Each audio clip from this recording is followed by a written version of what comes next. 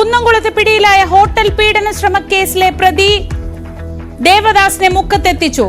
ദേവദാസിന് അറസ്റ്റിലായത് ബസ് യാത്രയ്ക്കിടെ പോലീസ് ഒത്തുകളിക്കുന്നതായി കുടുംബത്തിന്റെ ഗുരുതര ആരോപണം.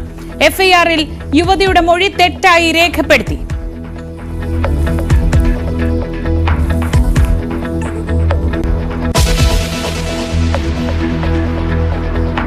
വഴിയരികിൽ വണ്ടി നിർത്തി വിശ്രമിച്ചവർക്ക് നേരെ കയ്യൂക്ക് കാട്ടി പോലീസ്. കാക്കിയിട്ടവരുടെ അതിക്രമം പത്തനംതിട്ടയിൽ. പലർക്കും തലയ്ക്കടക്കം പരുക്കേറ്റു. അതിക്രമത്തിനിരയായത് വിവാഹ ചടങ്ങ് കഴിഞ്ഞ് മടങ്ങിയവർ.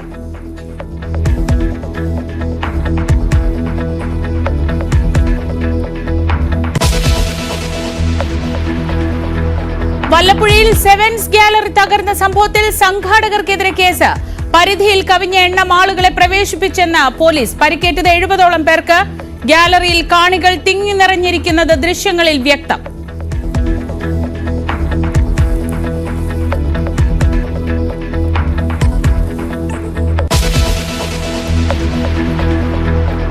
കൊട്ടാരക്കരയിൽ ആംബുലൻസും ലോറിയും കൂട്ടിയിടിച്ചു 2 പേർ മരിച്ചു. അപകടം MC റോഡിൽ സദാനന്ദപുരത്ത്. മരിച്ചത് ആംബുലൻസ് യാത്രക്കാരായ അടൂർ ഏഴംകുളം സ്വദേശികൾ.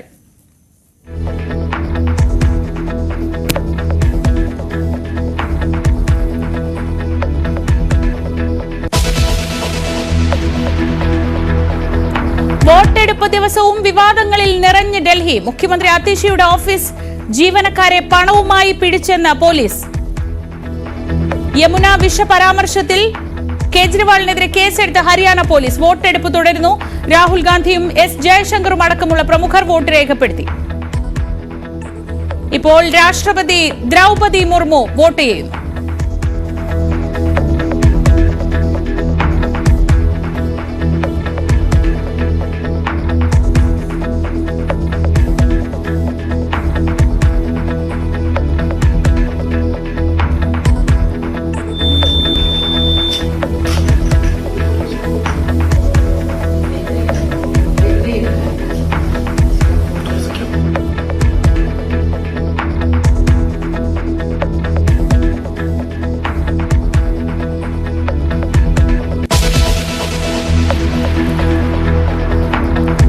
CSR ഫണ്ടിന് മറവിൽ നടന്നത് 350 കോടിയുടെ തട്ടിപ്പെന്ന് പോലീസ്. പറവൂരിൽ മാത്രം ഇരയായത് 1000-ലധികം പേർ. കായംകുളത്ത് പുതിയ 20 പരാതികൾ. സംസ്ഥാനമെങ്ങും അന്വേഷണം വ്യാപിപ്പിച്ചു പോലീസ്.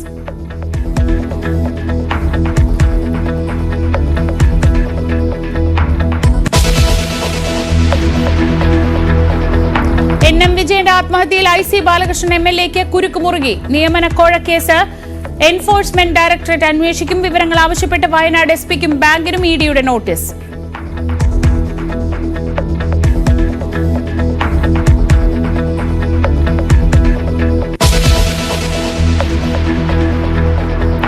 കേരളത്തിൽ സ്വകാര്യ സർവകലാശാലകൾ തുടങ്ങാൻ നിയമനിർമ്മാണത്തിന് സർക്കാർ. കരട് ബില്ലിന് മന്ത്രിസഭ ഇന്ന് അംഗീകാരം നൽകും. കിഫ്ബി റോഡുകളിലെ ടോൾ പിരിവ് മന്ത്രിസഭാ യോഗത്തിന്റെ അജണ്ടയിലില്ല. എലപ്പുള്ളിയും ബ്രൂവറിയും ചർച്ചയ്ക്ക് വന്നേക്കും.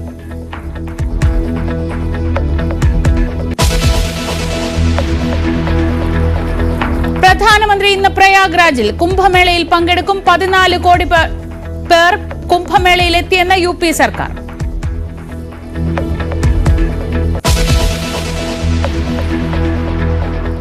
ഡൽഹി പോളിംഗ് ബൂത്തിൽ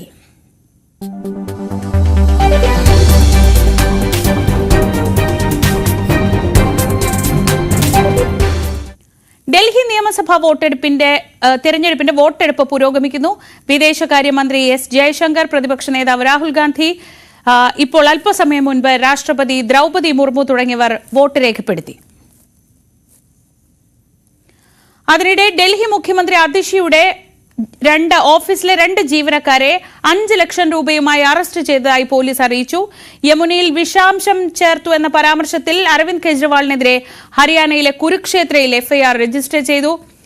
രാകേഷ് വിവരങ്ങളുമായി.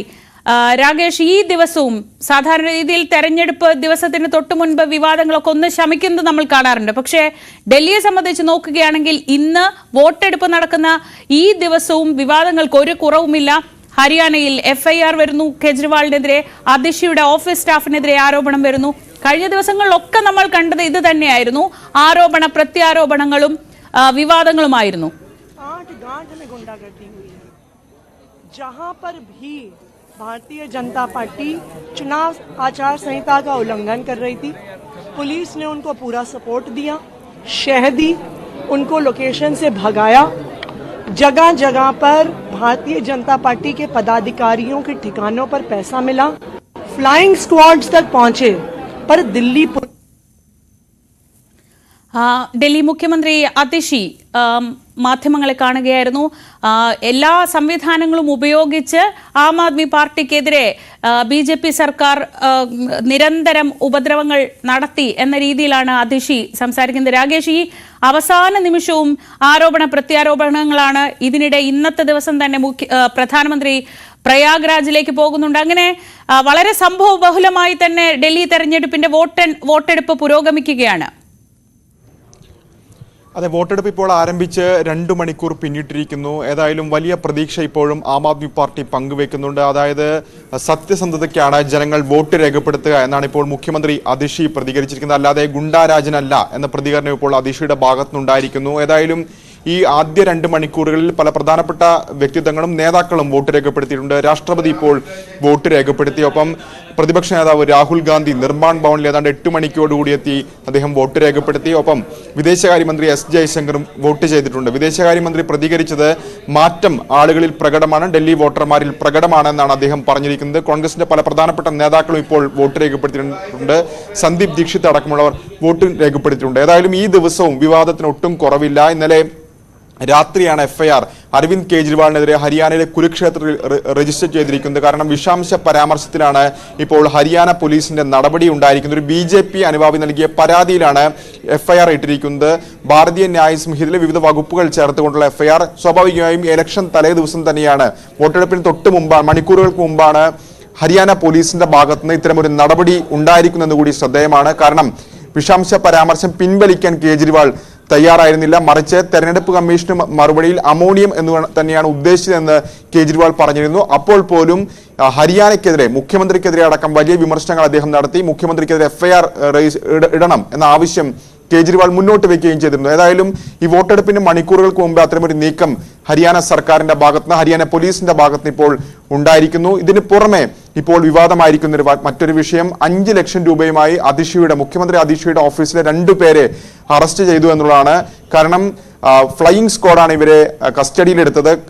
ഇവർ പറയുന്ന, പോലീസ് തന്നെ വ്യക്തമാക്കുന്ന കാര്യം, പണം വിതരണം ചെയ്യുന്നുവെന്ന പരാതി ലഭിച്ചു. ഇതിന്റെ അടിസ്ഥാനത്തിൽ ആ സ്ഥലത്ത് പരിശോധന നടത്തിയപ്പോഴാണ് 2 പേരെ കസ്റ്റഡി എടുത്തെന്നാണ് പറയുന്നത്. പക്ഷേ ഈ വാദം മുഖ്യമന്ത്രിയുടെ ഓഫീസ്, അതിഷിയുടെ ഓഫീസ് തള്ളിക്കളയുന്നുണ്ട്. പണം വിതരണം ചെയ്യാനല്ല, പിടിച്ചെടുത്ത പണം വിതരണം ചെയ്യാൻ കൊണ്ടുപോയതല്ല എന്നാണ് ഇപ്പോൾ മുഖ്യമന്ത്രിയുടെ ഓഫീസിന്റെ ഭാഗത്തുനിന്ന് പ്രതികരണം ഉണ്ടായിട്ടുള്ളത്. ഏതായാലും പ്രചാരണ രംഗത്ത് കണ്ടതുപോലെ ഒരു വാശിയേറിയ പ്രചാരണം പോലെ ഈ അവസാന ദിവസത്തിലും ഈ വോട്ടെടുപ്പ് ദിനത്തിലും ആരോപണ പ്രത്യാരോപണങ്ങൾ തുടരുകയാണ്. ഏതായാലും ആം ആദ്മി പാർട്ടി ഈ ഘട്ടത്തിലും വലിയ പ്രതീക്ഷ വയ്ക്കുന്നുണ്ട്. ചുരുങ്ങിയത് 55 സീറ്റാണ് അവർ പറയുന്നത്. BJP ഏതായാലും ഒരു മാറ്റം ഉണ്ടാകുമെന്ന് പ്രതീക്ഷ വയ്ക്കുന്നു. കോൺഗ്രസ് ആകട്ടെ കഴിഞ്ഞ തവണത്തേതുപോലെ, അല്ലെങ്കിൽ 2015-ലും 2020-ലും സംഭവിച്ച പോലെ ആയിരിക്കില്ല ഡൽഹി ഇത്തവണ വിധി എഴുതുക എന്ന പ്രതീക്ഷയിലാണ് ഉള്ളത്. ശ്രീജ, PR രാഗേഷാണ് വിവരങ്ങൾ നൽകിയത്. ഡൽഹി വിധി എഴുതുമ്പോൾ ഇന്നത്തെ ദിവസവും വിവാദങ്ങൾക്ക് ഒരു കുറവുമില്ല. ഇത് ജീവൻ മരണ പോരാട്ടമാണ് കോൺഗ്രസിനെ സംബന്ധിച്ച്. BJPക്ക് ഇത് ഒരു അഭിമാന പ്രശ്നമാണ്, ഒപ്പം നിലനിൽപ്പിന്റെ പ്രശ്നമാണ് ആം ആദ്മി പാർട്ടിക്ക്. വിവാദങ്ങൾക്കിടയിലും വോട്ടെടുപ്പിന്റെ ആദ്യ മണിക്കൂറുകളിൽ പോളിംഗ് സ്റ്റേഷനുകളിൽ നല്ല പ്രതികരണമാണുള്ളത്. വരും മണിക്കൂറുകളിലും നമുക്ക് ഡൽഹിയിൽ നിന്നുള്ള കൂടുതൽ വിവരങ്ങളിലേക്ക് പോകാം. മുക്കം മാമ്പറ്റയിൽ ലോഡ്ജ് ജീവനക്കാരിയെ പീഡിപ്പിക്കാൻ ശ്രമിച്ച കേസിൽ പിടിയിലായ ലോഡ്ജ് ഉടമ ദേവദാസിനെ മുക്കത്തെത്തിച്ചു. കുന്നംകുളത്ത് ബസ്സിൽ യാത്ര ചെയ്യുമ്പോഴാണ് ദേവദാസ് പിടിയിലായത്. മറ്റ് 2 പ്രതികൾ ഇപ്പോഴും ഒളിവിലാണ്. MS അനീഷ് കുമാർ വിവരങ്ങളുമായി. അനീഷ്, ഈ കുടുംബം വളരെ ഗുരുതരമായ ആരോപണങ്ങൾ പോലീസിനെതിരെ ഉന്നയിച്ചതിന് പിന്നാലെയാണ് ഇപ്പോൾ ഈ ദേവദാസിനെ കസ്റ്റഡിയിലെടുത്ത വിവരങ്ങൾ വരുന്നത്. ഈ യുവതിയുടെ ആരോഗ്യനില ഇപ്പോൾ എങ്ങനെയുണ്ട്? ഇയാൾ 2 ദിവസമായി ഒളിവിലായിരുന്നോ, അതോ പോലീസിന് ഈ വിഷയത്തിൽ എന്തെങ്കിലും താല്പര്യങ്ങൾ ഉണ്ടായിരുന്നോ?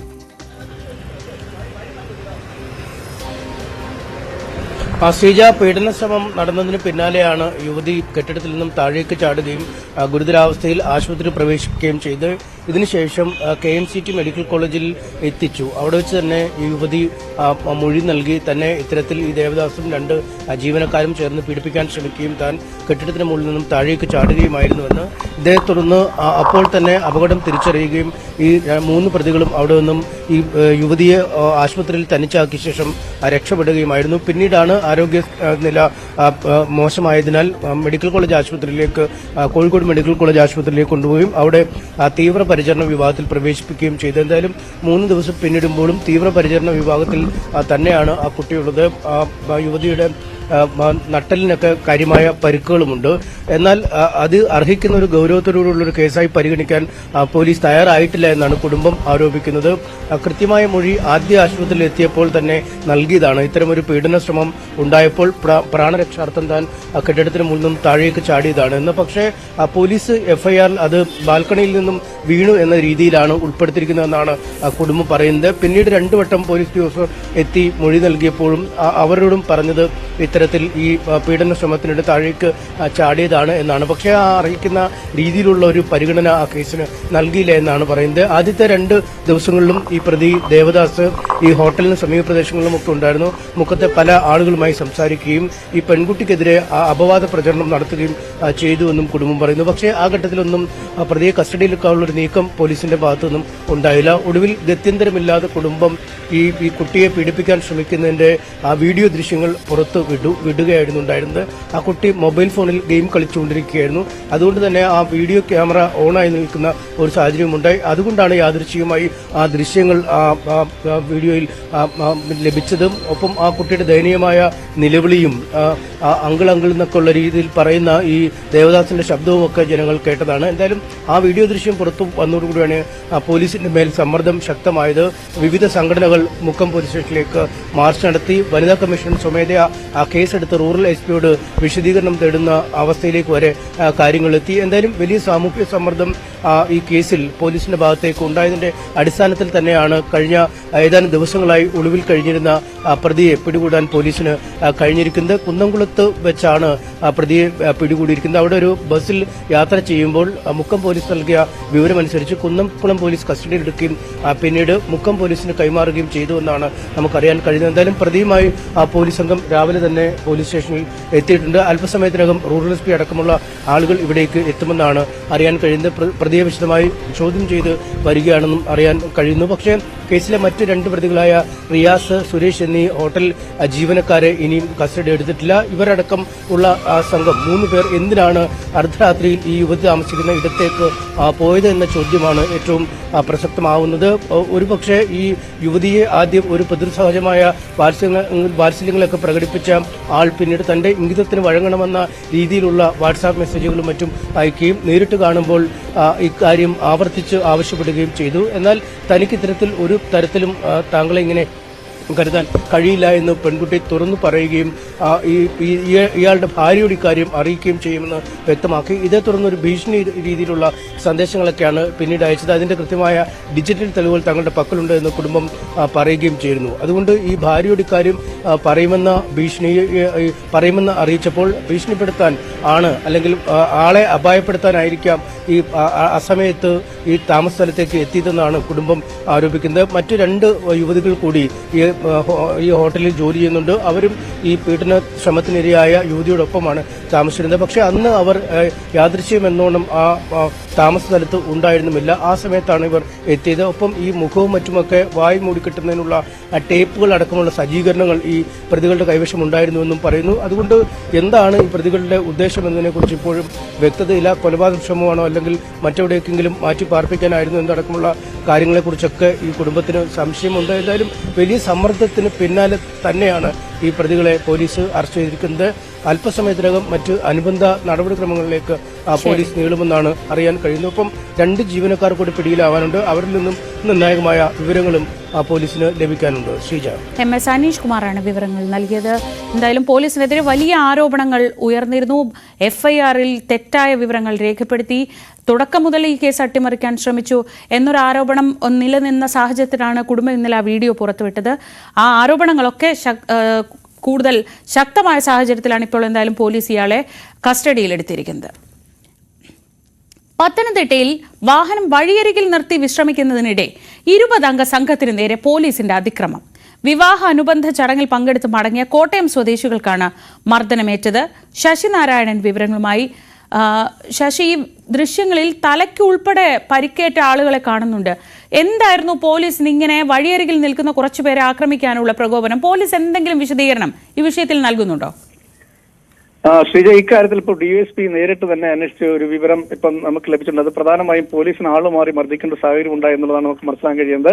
പത്തനംതിട്ട എസ് ഐ ജിനുവും പോലീസ് സംഘവുമാണ് ഈ വിവാഹ സംഘത്തിലെ ആളുകളെ ഇന്നലെ രാത്രി മർദ്ദിച്ചത്. അത് കാരണമായി പറയുന്നത് സമീപത്തൊരു ബാറുണ്ട്, ആ ബാറിൽ ഇന്നലെ അടിയുണ്ടായിരുന്നു. അവരെ തിരക്കിയാണ് പോലീസ് എത്തിയത്. തൊട്ടടുത്താണ് ഇവർ വാഹനം പാർത്ത ബസ് സ്റ്റാൻഡിന്റെ അടുത്ത് നിന്നത്. പലരും പല സ്ഥലങ്ങളിലായിട്ട് മാറി നിൽക്കുകയായിരുന്നു ആ സംഘത്തിലുള്ളവർ. അപ്പൊ സ്വാഭാവികമായിട്ട് തെറ്റിദ്ധരിച്ചാണ് ഇവരെ മർദ്ദിച്ചതെന്നുള്ളൊരു വിവരം കൂടി ഇപ്പോൾ ലഭിക്കുന്നത്. എന്തായാലും 20ഓളം പേരുണ്ടായിരുന്നതിൽ ഈ 3 പേർക്ക് പരിക്ക്, നല്ല പരിക്കുണ്ട്. തലയ്ക്ക് പരിക്കുണ്ട്, കൈക്ക് പരിക്കുണ്ട്. സ്ത്രീകളും കുട്ടികളും അടക്കമുള്ള സംഘമുണ്ടായിരുന്നു. വനിതാ പോലീസ് പോലും ഇല്ലാതെയാണ് ഇത്തരത്തിൽ പോലീസ് വന്നിങ്ങനെ ഒരു അക്രമം കാണിച്ചു. ഇവര് പ്രകോപനമായി ഒന്നും തന്നെ പറയാതെ തന്നെ ഇത്തരത്തിൽ ഇവർ മർദ്ദനം ഉണ്ടായെന്ന് പറയുമ്പോൾ തന്നെ സ്വാഭാവികമായും ഇതിനകത്തൊരു സംശയം നിഴലിച്ചിരുന്നു. എന്തായാലും DSP നന്ദകുമാർ നേതൃത്വത്തിൽ ഇന്ന് ഈ ആശുപത്രിയിൽ ചികിത്സയിൽ കഴിയുന്നവരെ നേരിട്ട് കണ്ടതിന് ശേഷമാണ് ഇപ്പോൾ ഇങ്ങനെ മൊഴിയെടുത്തതിന് ശേഷമാണ് ഇത്തരൊരു കാര്യം പുറത്തു വരുന്നത്. പത്തനംതിട്ട സ്റ്റേഷനിലെ SI ജിനുവും പോലീസ് സംഘവുമാണ് ഇത്തരത്തിൽ സ്ഥലത്തെത്തി ഈ സമീപത്തെ ബാറിലുണ്ടായ അടിപിടിയുമായി ബന്ധപ്പെട്ട് ഒരു സംശയത്തിന്റെ ഭാഗത്തുമായിട്ടാണ് ഇവർക്ക് ആളുമാറി അടി കിട്ടേണ്ട സാഹചര്യം ഉണ്ടായെന്നാണ് ഇപ്പോൾ മനസ്സിലാക്കുന്നത്. എന്തായാലും ഈ വിശദമായ ഒരു അന്വേഷണവും നടപടിയും ഈ സംഭവവുമായി ബന്ധപ്പെട്ട് ഉണ്ടാകും എന്നുള്ള കാര്യത്തിൽ തർക്കമില്ല. ശ്രീജ, എന്തായാലും അത് കൗതുകകരമാണ്. ആള് മാറി ഒന്നും ചെയ്യാത്ത ഒരു വിവാഹ ചടങ്ങ് കഴിഞ്ഞ് വരികയായിരുന്ന മനുഷ്യന്മാരെ പോലീസ് തല്ലുക എന്നൊക്കെ പറയുന്നത് വളരെ കൗതുകകരമായ ഒരു വാർത്തയാണ്. എന്തായാലും ഈ വിഷയത്തിൽ പോലീസിന്റെ കയ്യൂക്കിനുള്ള മറുപടി കൃത്യമായി അധികാരികൾ ഇവരിൽ നിന്ന് തന്നെ തേടും എന്ന് പ്രതീക്ഷിക്കാം. മറ്റു വാർത്തകളിലേക്ക് എത്താം, ഇടവേളയ്ക്ക് ശേഷം.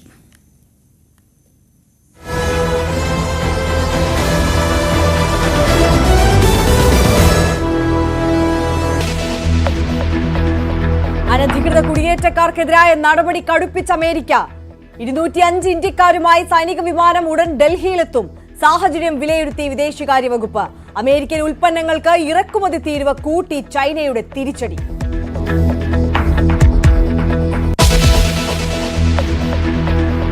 വിധി എഴുതാൻ തയ്യാറായി ഡൽഹി. നാളെ വോട്ടെടുപ്പ്. 70 മണ്ഡലങ്ങളിൽ ആത്മവിശ്വാസത്തിൽ പാർട്ടികൾ.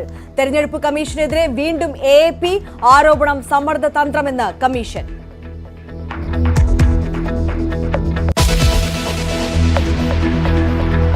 കോടിയേരിക്കെതിരായ പരാമർശത്തിൽ വിശദീകരണവുമായി ശോഭാ സുരേന്ദ്രൻ.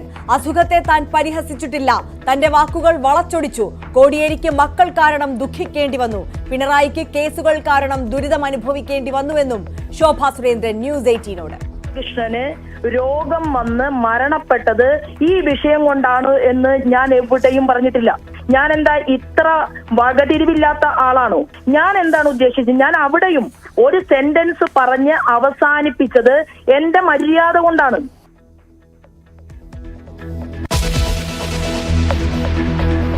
കിഫ്ബി റോഡുകളിലെ ചുങ്കം പിരിക്കുന്നത് യൂസർ ഫീ എന്ന പേരിൽ. നിയമനിർമ്മാണം ഉടൻ. ഇടത് നയത്തിനെതിരല്ലെന്ന് ധനമന്ത്രി. LDF ചർച്ച ചെയ്തെന്ന് TP രാമകൃഷ്ണൻ. പ്രതിഷേധം കടുപ്പിക്കാൻ പ്രതിപക്ഷം.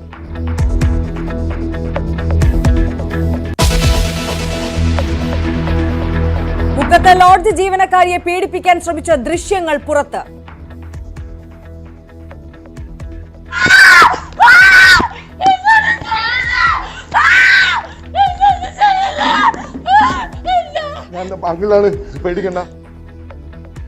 പ്രതികൾ ഒളിവിൽ തന്നെ. യുവതി ഗുരുതരാവസ്ഥയിൽ. നെന്മാറ ഇരട്ടക്കൊലയിൽ ചെന്താമരയുമായി തെളിവെടുത്തു. കൂസലില്ലാതെ കൊലപാതക രീതി വിശദീകരിച്ചു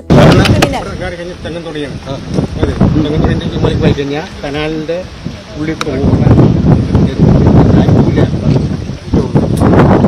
നിങ്ങൾ പോയോ? ഞാൻ പോയി, അപ്പുറത്ത് പോയി. എന്നിട്ടാണ് മല കയറിയത്. ഓവിനുള്ളിൽ എത്ര നേരം കിടന്ന്? ഓവിനുള്ളിൽ കൂടി പോയോ? വെഞ്ഞാറമൂട് യുവതിയുടെ മരണത്തിൽ ഭർത്തൃ വീട്ടുകാർക്കെതിരെ കുടുംബം.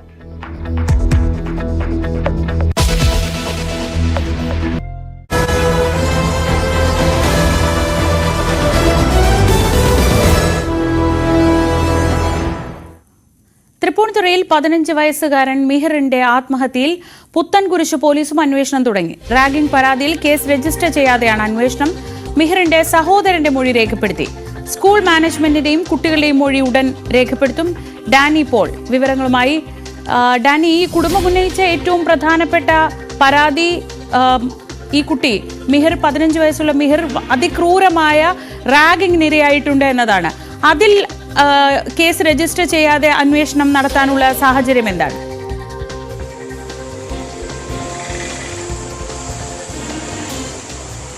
ശ്രീജ, ഇതൊരു ഹീനിയസ് ക്രൈമിൻ്റെ വിഭാഗത്തിൽ പെടാത്തത് കൊണ്ടാണ് കേസ് രജിസ്റ്റർ ചെയ്യാതെയുള്ളൊരു അന്വേഷണത്തിലേക്ക് പോകുന്നത്. അത് മാത്രവുമല്ല, കുട്ടികൾ പ്രായപൂർത്തിയാകാത്തവരാണ്. അതുകൊണ്ടാണ് ആ ഒരു രീതിയിലേക്ക് പോകുന്നത്. അതിൽ ചെയ്യുന്നത് ഈ കേസിൽ അന്വേഷണം രജിസ്റ്റർ ചെയ്യാതെ അന്വേഷണം നടത്തി ആ റിപ്പോർട്ട് ജുവനൈൽ ജസ്റ്റിസ് ബോർഡിന് കൈമാറുക. അതാണ് അതിൻ്റെ ഒരു രീതി. അങ്ങനെ കൈമാറാനാണ് ഒരു നിർദ്ദേശമായിട്ട് വന്നിരിക്കുന്നത്. ആ രീതിയിൽ മാത്രമാണ് അത് ചെയ്തു പോകാൻ കഴിയുക. സ്കൂൾ നിലനിൽക്കുന്ന പ്രദേശം പുത്തൻകുരിശ് പോലീസിൻ്റെ പരിധിയിൽപ്പെടുന്നത് കൊണ്ടാണ് പുത്തൻകുരിശ് പോലീസ് ഈ കേസിൽ ഇങ്ങനെ ഒരു അന്വേഷണം നടത്താനായിട്ട് തീരുമാനിച്ചിരിക്കുന്നത്. അതുകൊണ്ടാണ് അവരെ കഴിഞ്ഞ ദിവസം ഇവരുടെ കുടുംബാംഗങ്ങളുടെ അടക്കമുള്ളൊരു മൊഴി രേഖപ്പെടുത്തുന്നതിലേക്ക് പോയിട്ടുള്ളത്. സ്കൂളുകളുടെ അധികൃതരുടെ മൊഴി രേഖപ്പെടുത്തുകയും ചെയ്യും. അതിൻ്റെ ഒരു നടപടിക്രമങ്ങളാണ് ഈ രീതിയിലുള്ളത്. ഇങ്ങനെ അന്വേഷണം കേസ് രജിസ്റ്റർ ചെയ്യാതെ പ്രായപൂർത്തിയാകാത്തതിനാൽ ഹീനിയസ് ക്രൈമിൻ്റെ വിഭാഗത്തിൽപ്പെടുത്തി അന്വേഷണം നടത്താനായിട്ട് സാധിക്കാത്തത് കൊണ്ട് തന്നെയാണ് ഈ രീതിയിലുള്ളൊരു അന്വേഷണം നടത്തി ആ റിപ്പോർട്ട് ജുവനൈൽ ജസ്റ്റിസ് ബോർഡിനെ കൈമാറുക. തുടർന്ന് അവരാണ് നടപടി അടക്കമുള്ള കാര്യങ്ങളിലേക്ക് ശുപാർശ ചെയ്യുന്ന അടക്കമുള്ള കാര്യങ്ങളിലേക്ക് പോവുക. എന്തായാലും ആ ഒരു ഘട്ടത്തിൽ, അതായത് റാഗിംഗ് സംബന്ധിയായ കാര്യങ്ങളിൽ പുത്തൻകുരിശ് പോലീസ് ഈ രീതിയിലുള്ളൊരു അന്വേഷണം മുന്നോട്ട് കൊണ്ടുപോകുന്നുണ്ട്. ഒപ്പം തൃപ്പൂണിത്തുറ ഹിൽ പാലസ് പോലീസ് അവരുടെ നേതൃത്വത്തിലുള്ളൊരു അന്വേഷണം, ഏതാണ്ട് 10 അംഗ അന്വേഷണ സംഘം അങ്ങനെ രൂപീകരിച്ചിട്ടുള്ള അവരുടെ വിഭാഗത്തിൽ മറ്റൊരു അന്വേഷണവും കൂടി സമാന്തരമായിട്ട് തന്നെ ഇതിൽ നടക്കുകയും ചെയ്യുന്നുണ്ട്. ഇതിലെ ഒരു ദുരൂഹത അടക്കമുള്ള കാര്യങ്ങൾ, പ്രത്യേകിച്ച് സ്കൂൾ അധികൃതരുടെ ഭാഗത്തു നിന്ന് വന്നിട്ടുള്ള വീഴ്ച അടക്കമുള്ള കാര്യങ്ങളുണ്ട്. അങ്ങനെ ഇപ്പോൾ സമാന്തരമായിട്ടുള്ളൊരു അന്വേഷണങ്ങളാണ് മുന്നോട്ട് പോവുകയും ചെയ്യുന്നത്. അതിൻ്റെ കൂടെ തന്നെയാണ് പൊതുവിദ്യാഭ്യാസ വകുപ്പ് ഇതിൽ അന്വേഷണം നടത്തിക്കൊണ്ട് പോകുന്നത്. അതിൻ്റെ റിപ്പോർട്ട് 3 ദിവസത്തിനകം തന്നെ സമർപ്പിക്കാനും നിർദ്ദേശിച്ചിട്ടുണ്ട്. അങ്ങനെ വിവിധ തലങ്ങളിലൊരു അന്വേഷണവുമായിട്ട് മുന്നോട്ട് പോകുമ്പോൾ നമുക്ക് മനസ്സിലാകുന്നത് വളരെ ഗൗരവതരമായിട്ട് തന്നെ ഇത് അധികൃതർ സമീപിക്കുന്നു എന്നതാണ്. പോലീസായാലും അതോടൊപ്പം തന്നെ സർക്കാർ പൊതുവിദ്യാഭ്യാസ വകുപ്പിൻ നിർദ്ദേശിച്ച പ്രകാരമുള്ള അന്വേഷണങ്ങൾ ഗുരുതര സ്വഭാവം എന്ന് തന്നെ കണ്ടുകൊണ്ട് തന്നെയാണ് മുന്നോട്ട് പോകുന്നത്. സ്കൂളുകൾക്കെതിരെയുള്ള ഒരു നടപടി എന്ന സൂചനയിലേക്ക് അടക്കം കാര്യങ്ങൾ നീങ്ങുന്നുണ്ട്. പ്രത്യേകിച്ച് മതിയായ രേഖകൾ അവർക്ക് സമർപ്പിക്കാൻ നിശ്ചിത സമയത്തിന് പൊതുവിദ്യാഭ്യാസ വകുപ്പ് അവർ സിറ്റിങ്ങിന് വിളിച്ച സമയത്ത് ഇതെല്ലാം നിർദ്ദേശിച്ചിരുന്നു. പക്ഷേ അന്ന് അതിനെക്കുറിച്ച് തീർത്തും അവ്യക്തമായ രീതിയിൽ കാര്യങ്ങൾ പറഞ്ഞു പോകുന്നതെല്ലാം തന്നെയും ശ്രദ്ധയിൽപ്പെടുകയും അതൊരു റിമാർക്കായി മാറുകയും എല്ലാം ചെയ്ത സാഹചര്യമാണ് ഇപ്പോഴുള്ളത്. ഇതെല്ലാം റിപ്പോർട്ടിൽ കൂടി പ്രതിഫലിക്കും എന്നുള്ള സൂചനകളാണ് ശക്തമായിട്ടുള്ളത്. എന്തായാലും ഇക്കാര്യത്തിൽ ശക്തമായ നടപടികളിലേക്ക് നീങ്ങുന്നു എന്നത് തന്നെയാണ്. ഇതിൽ സ്കൂൾ അധികൃതരുടെ മൊഴി വിവിധ തലങ്ങളിൽ പൊതുവിദ്യാഭ്യാസ വകുപ്പും അതോടൊപ്പം തന്നെ 2 പോലീസ് സ്റ്റേഷനുകളും രേഖപ്പെടുത്തും. അതിനുശേഷം കുട്ടികളുടെ കാര്യങ്ങളിലേക്ക് കടക്കുന്നത് ഇതിൽ ഒരു 3ഓളം ഗ്രൂപ്പുകളുണ്ട് എന്ന് മിഹിറിൻ്റെ അമ്മ മൊഴി നൽകിയിരുന്നു. അതിൽ ചില ആളുകളുടെ പേരുകൾ എടുത്ത് പറയുകയും ചെയ്തിരുന്നു. അവരിലേക്ക് അവരുടെ മൊഴി കൂടി രേഖപ്പെടുത്തേണ്ടതുണ്ട്. നിലവിൽ അതിന് ഇപ്പോഴുള്ള ഒരു രീതി എന്ന് പറയുന്നത് അവരുടെ ഒരു പഠനം കാര്യങ്ങൾ നടക്കുകയാണ്, പരീക്ഷ അടക്കമുള്ള കാര്യങ്ങൾ നടക്കുന്നു. അപ്പോൾ അതിനുശേഷം അവരിലേക്ക് എന്ന രീതിയിലാണ് നിലവിൽ ഇപ്പോൾ അന്വേഷണ സംഘം ചെന്ന് നിൽക്കുന്നത്. എന്തായാലും ആ രീതിയിലേക്ക് കാര്യങ്ങൾ മുന്നോട്ട് പോകുന്നതോടൊപ്പം തന്നെയാണ് മറ്റ് 2 അന്വേഷണവും സമാന്തരമായിട്ട് തന്നെ നീങ്ങുന്നത്. അത്യന്തം ഗൗരവതരമായിട്ട് തന്നെ ഇതിൽ സർക്കാരും പോലീസും എല്ലാം തന്നെ ഇതിൽ ഇടപെടുന്നു, പൊതുവിദ്യാഭ്യാസ വകുപ്പും ഇടപെടുന്നു എന്നത് തന്നെയാണ്. ഒടുവിൽ ചേർത്തിരിക്കുന്നത് ഇപ്പോൾ പുത്തൻകുരിശ് പോലീസ് കൂടി ഇതിൽ അന്വേഷണത്തിലേക്ക് വന്നിരിക്കുന്നു. ശരി ഡാനി പോളാണ് വിവരങ്ങൾ നൽകിയത്. കൊച്ചിയിൽ നിന്ന് പുത്തൻകുരിശ് പോലീസും ഇപ്പോൾ ഈ വിഷയത്തിൽ അന്വേഷണം ആരംഭിച്ചിരിക്കുകയാണ്. എന്തായാലും ഗുരുതരമായ ആരോപണങ്ങൾ കുടുംബം ഉന്നയിക്കുന്നുണ്ട്. അതിൽ പക്ഷേ കേസ് രജിസ്റ്റർ ചെയ്യാതെ ആദ്യഘട്ടത്തിൽ വിവരങ്ങൾ ശേഖരിക്കുകയാണ് ഇപ്പോൾ പോലീസ്. മറ്റു വാർത്തകൾ നോക്കാം. പാലക്കാട് വല്ലപ്പുഴയിൽ ഫുട്ബോൾ മത്സരത്തിനിടെ ഗാലറി തകർന്ന സംഭവത്തിൽ സംഘാടകർക്കെതിരെ കേസ്. പരിധിയിൽ കൂടുതൽ ആളുകളെ പ്രവേശിപ്പിച്ചതിനാണ് കേസ്. 70ഓളം പേർക്കാണ് അപകടത്തിൽ പരിക്കേറ്റത്. ഐഷത്തുൽ ഷംന വിവരങ്ങളുമായി. ഷംന, ഈ ദൃശ്യങ്ങൾ ആദ്യം പുറത്തു വരുമ്പോൾ തന്നെ നമുക്ക് കണ്ടാൽ അറിയാം, ചെറിയൊരു സ്ഥലം താൽക്കാലികമായി കെട്ടിയുണ്ടാക്കിയ ഗാലറി. പക്ഷേ ആ ഗാലറിയിൽ അതിന് താങ്ങാവുന്നതിലും എത്രയോ മടങ്ങ് ആളുകൾ എത്തിയിട്ടുണ്ടായിരുന്നു. ഇതിൽ സംഘാടകരുടെ ഭാഗത്തുനിന്ന് കാര്യമായൊരു വീഴ്ച ഉണ്ടായി എന്ന നിഗമനത്തിൽ തന്നെയാണോ പോലീസ്?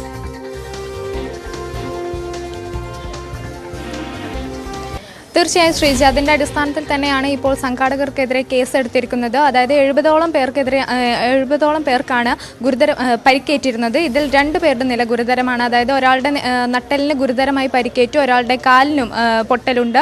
ഇവരുടെ മൊഴിപ്രകാരമാണ് ഇപ്പോൾ പോലീസ് കേസ് എടുത്തിരിക്കുന്നത്. ഈ ഗാലറി, താൽക്കാലികമായി കെട്ടിയ ഗാലറിയുടെ ഭാരം അത് പരിഗണിച്ചില്ല, പരിധിയിൽ കൂടുതൽ ആളുകളെ കയറ്റി. ഇതൊക്കെയാണ് FIR-ലെ പ്രധാന പരാമർശങ്ങൾ. ഒപ്പം തന്നെ നേരത്തെ ഈ PWD ഓവർസിയർ വന്ന് ഈ ഗാലറിയുടെ ഉറപ്പ് അത് പരിശോധിച്ചിരുന്നു. അതിനുശേഷമാണ് അനുമതി നൽകിയത്. എന്നാൽ ആ അനുമതിയിൽ കൂടുതൽ ആളുകളെയാണ് ഇവർ പ്രവേശിപ്പിച്ചത്. അല്ലെങ്കിൽ ആ ഒരു അനുമതി അതിനെ കബളിപ്പിക്കുന്ന തരത്തിലാണ് പിന്നീട് ഈ മത്സരം നടന്ന സമയത്ത് ഗാലറിയിൽ ആളുകളെ പ്രവേശിപ്പിച്ചത്. അതിൻ്റെ അടിസ്ഥാനത്തിലാണ് കേസ് എടുത്തിരിക്കുന്നത്. എന്തായാലും 60ഓളം പേർ ഇപ്പോഴും വിവിധ ആശുപത്രിയിൽ ചികിത്സയിലാണ്. ഇവരുടെ പരിക്കുകൾ ഗുരുതരമല്ലെന്നാണ് അറിയാൻ സാധിക്കുന്നത്. എന്തായാലും ഈ സംഘാടകരുടെ ഭാഗത്ത് നിന്നുണ്ടായ വലിയൊരു വീഴ്ചയാണ്. കാരണം ഈ ആളുകളുടെ സുരക്ഷ ഉറപ്പാക്കാതെ ഈ ഗാലറിയുടെ ബലം അതിനെ പരിഗണിച്ചില്ല.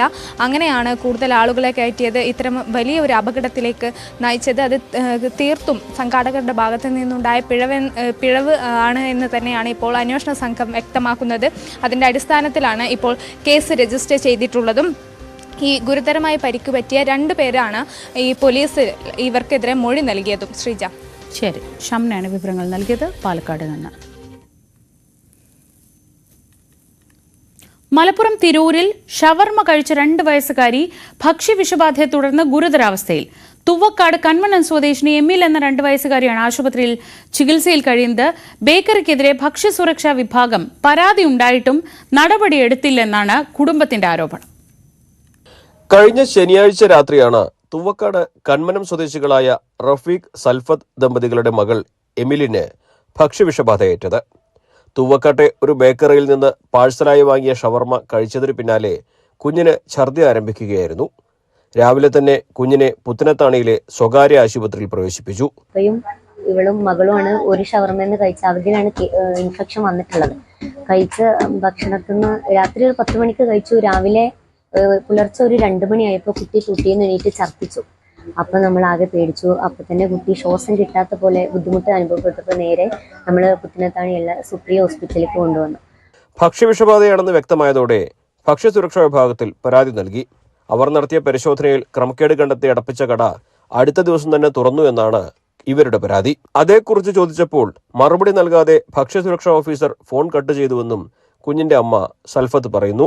ഈവനിങ് ടൈമിലൊക്കെ ഇതിങ്ങനെ ഷോപ്പ് നടത്തിക്കൊണ്ടിരിക്കുകയാണ്.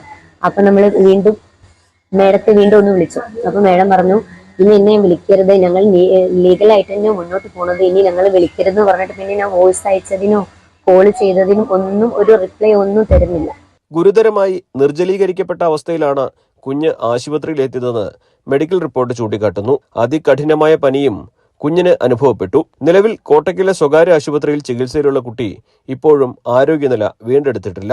ഭക്ഷ്യസുരക്ഷാ വകുപ്പിന് പിന്നാലെ പോലീസിലും വിജിലൻസിലും കുടുംബം പരാതി നൽകിയിട്ടുണ്ട്. എന്നാൽ ഷവർമയിൽ കുഴപ്പങ്ങളൊന്നുമില്ലെന്നാണ് ബേക്കറി ഉടമ പറയുന്നത്. അതേ ദിവസം നിരവധി പേർ ഷവർമ കഴിച്ചു പോയിട്ടുണ്ട്. മറ്റാർക്കും പരാതിയില്ല. രാത്രി വൈകി നൽകിയ ഷവർമ 2 വയസ്സുകാരിക്ക് ദഹിക്കാത്തതാകാം പ്രശ്നങ്ങൾക്ക് കാരണമെന്നും ബേക്കറി ഉടമ പറയുന്നു.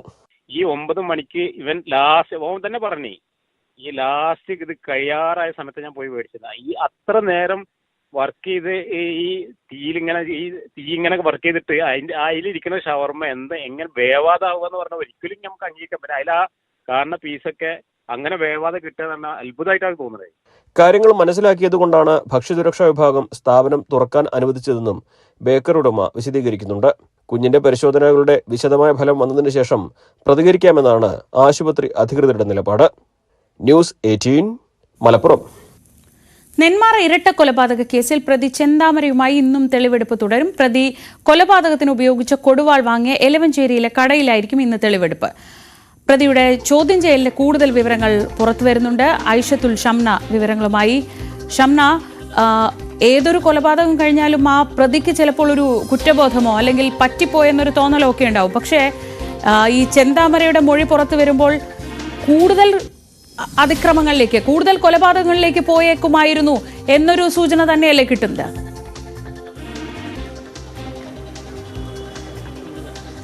തീർച്ചയായും ശ്രീജ, അങ്ങനെ തന്നെയാണ്. കാരണം ഈ പ്രതി പോലീസിനോട് പറഞ്ഞത് ഈ അയൽവാസിയായ പുഷ്പയാണ് തൻ്റെ കുടുംബം തകരാൻ കാരണം. അതുപോലെ തന്നെ ഈ നാട്ടിലേക്ക്, ഈ ബോയിൻ കോളനിയിലേക്ക് വരാതിരിക്കാൻ നിരന്തരമായി പോലീസിനോട് പരാതി നൽകിയത് പുഷ്പയാണ്. ആ പുഷ്പയെ കൊല്ലാൻ കഴിയാത്തതിൻ്റെ കടുത്ത നിരാശ പോലീസിനോട് ഈ ചെന്താമര വ്യക്തമാക്കിയിട്ടുണ്ട്.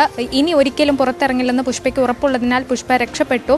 അതുപോലെ ഇനി ഒരു ദിവസത്തെ പരോളിന് പോലും ആവശ്യപ്പെടില്ല, തെറ്റുപറ്റിപ്പോയി എന്ന് പ്രതി പറയുമ്പോൾ പോലും കടുത്ത നിരാശ. ഈ പുഷ്പയെ കൊല്ലാൻ പറ്റാത്തതിൽ കടുത്ത നിരാശയാണ് അന്വേഷണ സംഘത്തോട് ഇന്നലെ ഈ പ്രതി ചെന്താമര വ്യക്തമാക്കിയത്.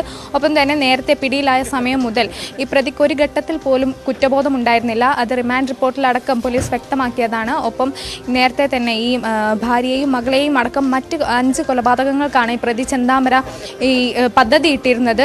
ഒരവസരം കിട്ടിയിരുന്നെങ്കിൽ, അതായത് ഈ സുധാകരനെ കൊല്ലുന്ന ദിവസം പുഷ്പ ഒരുപക്ഷെ നാട്ടിലുണ്ടായിരുന്നെങ്കിൽ പുഷ്പയെ കൂടി അന്ന് തന്നെ വധിക്കുമായിരുന്നു. അന്ന് പുഷ്പ അവിടെ ഇല്ലാത്തത് കൊണ്ടാണ് പുഷ്പ രക്ഷപ്പെട്ടത്.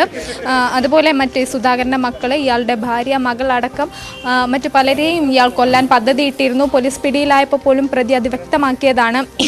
നേരത്തെ തന്നെ ഈ പ്രതി സമീപവാസികളെ ഭീഷണിപ്പെടുത്തുന്ന ഘട്ടത്തിലൊക്കെ പറഞ്ഞിരുന്ന ഒരു കാര്യം, ഒരു കൊലപാതകം ചെയ്താലും 5 കൊലപാതകം ചെയ്താലും ഒരേ ശിക്ഷയാണ്. അതുകൊണ്ട് ഈ പ്രതിക്ക് ഒരു ഘട്ടത്തിൽ പോലും കുറ്റബോധം ഉണ്ടായിട്ടില്ല.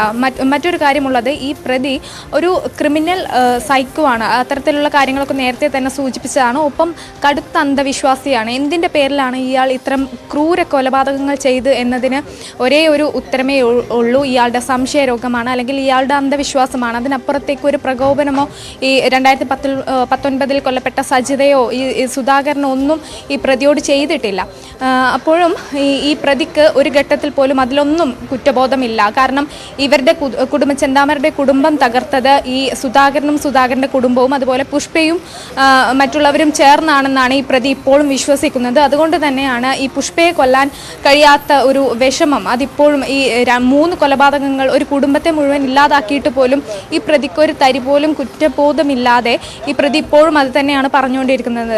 മാത്രവുമല്ല, ഇന്നലെ തെളിവെടുപ്പിന് ഈ ബോയിൻ കോളനിയിൽ എത്തിച്ച സമയത്ത് പോലും പ്രതിക്ക് ഒരു ഭാവവ്യത്യാസമോ അല്ലെങ്കിൽ ഒരു കുറ്റബോധമോ ഒന്നുമില്ല. ഈ പ്രതി ഒരു കൂസലുമില്ലാതെയാണ് ഇന്നലെ പോലീസിനോട് എല്ലാ കാര്യങ്ങളും വിശദീകരിച്ചത്. അതായത് ഇവിടെ വെച്ച് സുധാകരനെ വെട്ടിക്കൊന്നു, അതിനുശേഷം നിലവിളിച്ചെത്തിയ ലക്ഷ്മി അമ്മയെ വെട്ടിക്കൊന്നു, പിന്നീട് കൊടുവാൾ വീട്ടിൽ വെച്ചു, പാടത്തുകൂടി ഓടി രക്ഷപ്പെട്ടു, നാട്ടുകാരുടെ കണ്ണിൽ പെടാതിരിക്കാൻ വേണ്ടി കനാലിൽ ഒളിച്ചിരുന്നു, ഈ പിന്നീട് മല കയറി ഗുഹയിൽ ഒളിച്ചപ്പോൾ പോലും പോലീസ് നിരീക്ഷണം വ്യക്തമായി പ്രതി കണ്ടു. ഒരു ഘട്ടത്തിൽ പോലും വിശപ്പ് സഹിക്കാനാവാത്തത് കൊണ്ട് മാത്രമാണ് പ്രതി ഇറങ്ങി വന്നത്. ഒരു ഘട്ടത്തിൽ പോലും ഈ കുറ്റബോധമോ ഒന്നും ഉണ്ടായിരുന്നില്ല. ഒരു അവസരം കിട്ടിയാൽ ഇനിയും അവിടെ കൊലപാതകങ്ങൾ നടന്നേനെ. അത് ഈ പ്രതിയുടെ മൊഴിയിൽ നിന്നും വളരെ വ്യക്തമാണ്. എന്തായാലും ഇന്ന് ബാക്കി ഈ ആയുധം വാങ്ങിയ 2 ഇടങ്ങളിൽ നിന്നായാണ് ഈ പ്രതി ആയുധം വാങ്ങിയതെന്നാണ് മനസ്സിലാക്കാൻ സാധിക്കുന്നത്. ഈ എലവഞ്ചേരിയിലെ 2 കടകളിലായിരിക്കും ഇന്ന് തെളിവെടുപ്പുണ്ടാവുക. പ്രതിക്ക് ഒരു ഘട്ടത്തിൽ പോലും കുറ്റബോധമില്ലെന്ന് റിമാൻഡ് റിപ്പോർട്ടിൽ നേരത്തെ തന്നെ പോലീസ് സൂചിപ്പിച്ചിരുന്നു. അത് വ്യക്തമാക്കുന്ന മൊഴിയാണ് ഇപ്പോഴും പുറത്തു വരുന്നത്. ശരി, ഷംനയാണ് വിവരങ്ങൾ നൽകിയത്. പാലക്കാട് നിന്ന് തിരുവനന്തപുരം ബാലരാമപുരത്ത് 2 വയസ്സുകാരിയെ കൊലപ്പെടുത്തിയ കേസിൽ തുടരന്വേഷണം വഴിമുട്ടി.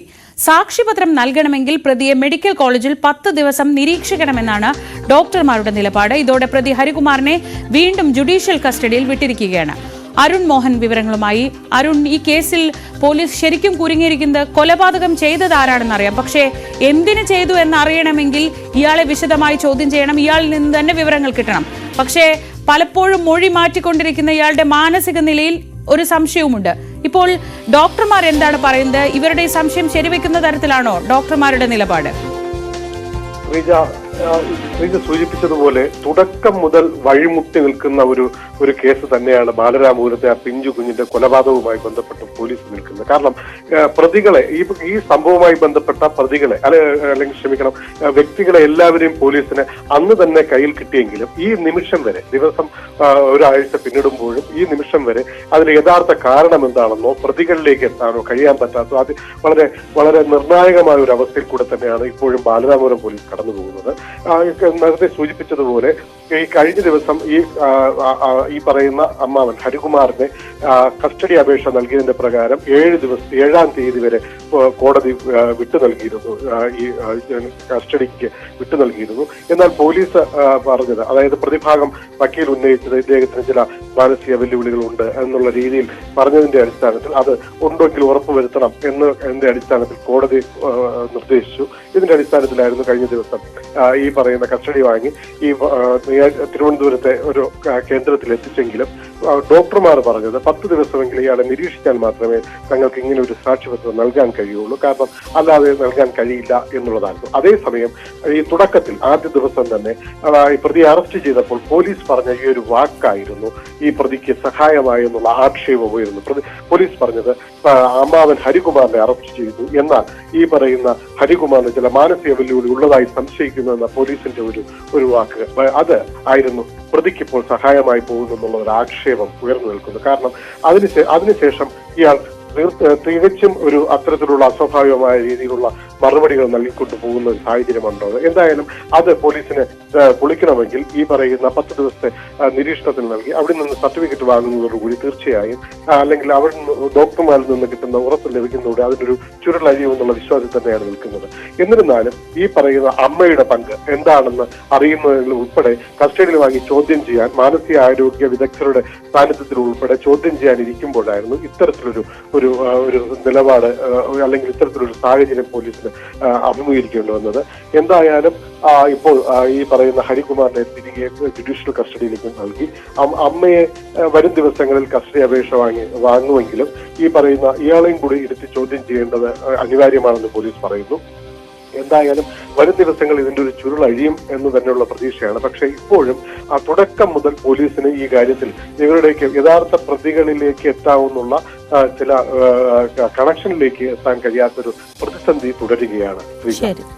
അരുൺ മോഹനാണ് വിവരങ്ങൾ നൽകിയത്. കേരള ലോട്ടറിയുടെ ബമ്പർ ടിക്കറ്റ് എടുക്കാൻ കേരളത്തിലേക്ക് ഇതര സംസ്ഥാനക്കാർ ഇന്നത്തെ ദിവസം ഒഴുകുകയാണ്. ഇന്ന് ഉച്ചയ്ക്കാണ് ബമ്പർ ലോട്ടറിയുടെ നറുക്കെടുപ്പ്. കെട്ടുകണക്കിന് ടിക്കറ്റാണ് വരുന്ന ഓരോരുത്തരും എടുത്തുകൊണ്ടു പോകുന്നത്. 20 കോടി രൂപ ഒന്നാം സമ്മാനമുള്ള ക്രിസ്മസ് നവവത്സര ബമ്പർ നറുക്കെടുപ്പ് ഉച്ചയ്ക്ക് നടക്കും.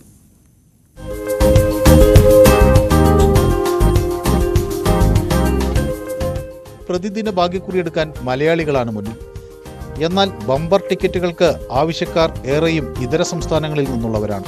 വിനോദയാത്രയ്ക്ക് വരുന്നവരും തീർത്ഥാടകരും ജോലി ആവശ്യങ്ങൾക്കായി എത്തുന്നവരും ലോട്ടറി കടകൾ കയറി ഇറങ്ങുകയാണ്. ഒന്നല്ല, ഒരു കെട്ട് ലോട്ടറിയാണ് പലരും എടുക്കുന്നത്.